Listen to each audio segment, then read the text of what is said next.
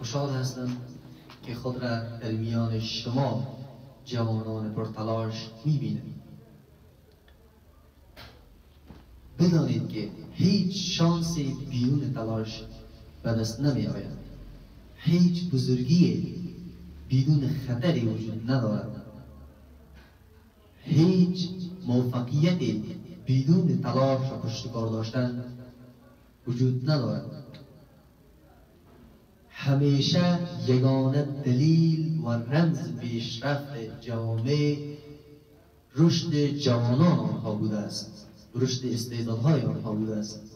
به خاطر پیشرفت و توسعه ملتتان، به خاطر پیشرفت جامعهتان، به خاطر پیشرفت محیط و منطقهتان باید در اول رشد فردی خودتان را قوی بسازید. تا زمانی که شما رشد نکنید هیچ چیزی رشد نخواهد کرد.